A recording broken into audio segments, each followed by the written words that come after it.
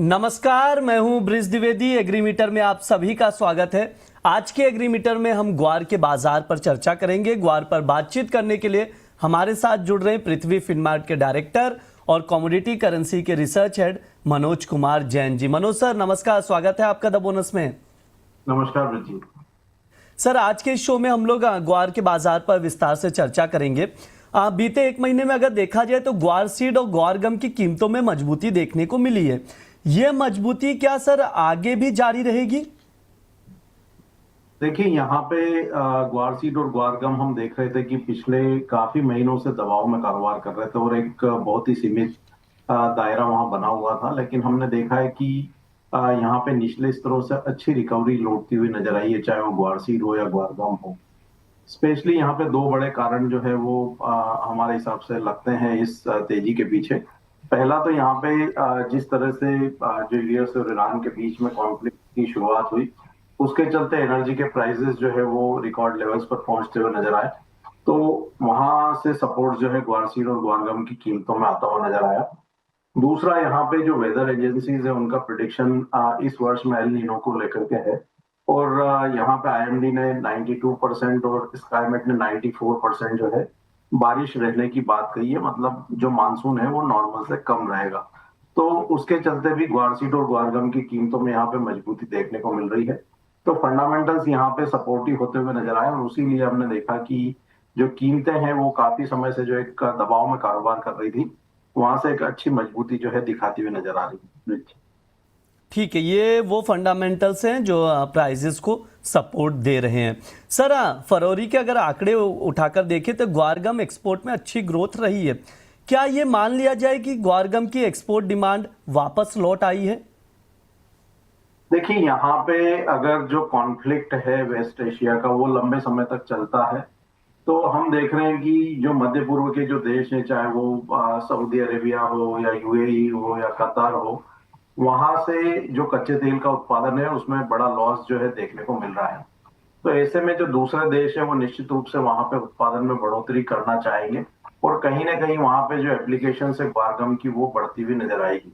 तो अगर कॉन्फ्लिक्ट यहाँ पे लंबा खींचता है या इवन कॉन्फ्लिक्ट समाप्त होता है तो उसके बाद जो प्रोडक्शन लॉस मध्य पूर्व के देशों में हुआ है उसको रिस्टोर करने के लिए भी उनको वहां पे रिक्वायरमेंट जो है वो गम की रहेगी। तो आने वाले समय में डिमांड यहाँ पे बेहतर रहने के संकेत नजर आते हैं और साथ ही यहाँ पे अगर एल नीनो निर्मित होता है तो निश्चित रूप से उत्पादन में भी गिरावट देखने को मिलेगी। तो लॉन्ग टर्म के फंडामेंटल्स अभी वर्तमान में यहाँ पे ग्वार सीड और ग्वार गम के लिए सपोर्टिव नजर। सर, ये भी बताइएगा कि मंडियों में मौजूदा समय में ग्वार की आवक की क्या स्थिति है?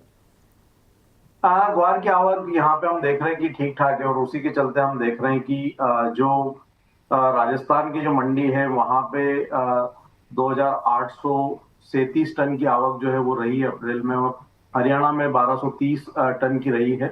तो राजस्थान में यहाँ पे निश्चित रूप से गिरावट देखने को मिल रही है, लेकिन हरियाणा में गत वर्ष की तुलना में थोड़ा सुधार है। हम प्राय यह देखते हैं कि जब भी यहाँ पे कीमतों में बढ़ोतरी आती है तो जो अराइवल्स है स्पेशली ग्वार सीड के वो मंडियों में घट जाते हैं, क्योंकि यहाँ पे जो स्टॉकिस्ट है किसान है वो ये सोचते हैं कि यहाँ पे आगे मजबूती और देखने को मिल सकती है। तो उसके चलते अराइवल्स पे जो है थोड़ा दबाव देखने को मिलता है।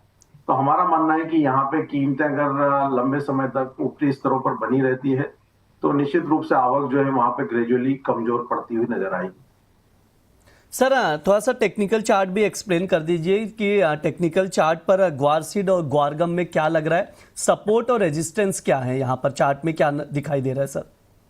ग्वार सीड में हम देख रहे हैं कि 5500 यहाँ पे काफी लंबे समय से एक रेजिस्टेंस बना हुआ था और उसके पार हमने कीमतों को निकलते हुए देखा। इनफैक्ट हमने ग्वार सीड की कीमतों को 5800 के स्तर को भी पार करते हुए देखा था। ग्वारगम की अगर बात करें तो वहां भी लंबे समय तक 11000 जो एक स्ट्रॉन्ग रेजिस्टेंस बना हुआ था और हमने 11500 के पार कीमतों को निकलते हुए देखा अप्रैल के महीने में। तो हमारा मानना है कि यहाँ पे 5500 अब ग्वार सीड के लिए एक बेस का जो है वो काम करता हुआ नजर आएगा। वहीं ग्वारगम की अगर बात करें तो यहाँ पे 10500 जो है कि स्ट्रॉन्ग बेस बनता हुआ नजर आएगा। तो डाउन साइड अब यहाँ पे लिमिटेड लगती है। अपसाइड की अगर मैं बात करूं तो 6100 6250 ये स्तर ग्वार सीड में देखने को मिल सकते हैं। वहीं अगर ग्वारगम की बात करें तो यहाँ पे आने वाले दिनों में 12500 तक के स्तर एक बार देखने को मिल सकते हैं। तो ये टेक्निकल चार्ट कह रहा है, तो उसके अकॉर्डिंग आप लोग लेवल्स ऑब्जर्व करके चल सकते हैं, जैसा सर बता रहे हैं। सर डिमांड पर भी आपसे राय लेना चाहूँगा कि घरेलू बाजार में ग्वार सीड और ग्वार गम की डिमांड कैसी नज़र आ रही है? देखिए, डिमांड यहाँ पे स्टडी थी और अभी हम देख रहे हैं कि जो यहाँ पे जो तनाव निर्मित हुआ था वेस्ट एशिया में फरवरी के 28 फरवरी को जो यूएस और ईरान के बीच में वॉर की शुरुआत हुई थी, तो उसके बाद हम देख रहे हैं कि यहाँ पे डिमांड जो है वो लगातार बेहतर होती हुई नजर आई है। तो चाहे वो डोमेस्टिक डिमांड हो या एक्सपोर्ट डिमांड हो, दोनों में यहाँ सुधार ही देखने को मिल रहा है। और हमारा मानना है कि यहाँ पे अगर मौसम कमजोर रहता है तो जो डोमेस्टिक डिमांड है वो भी यहाँ पे आने वाले दिनों में और भी स्ट्रांग होती हुई नजर आएगी। सर एक बार प्राइस आउटलुक दे दीजिए, ग्वार सीड और ग्वार गम की प्राइजेस का क्या आउटलुक रहेगा आपके अकॉर्डिंग?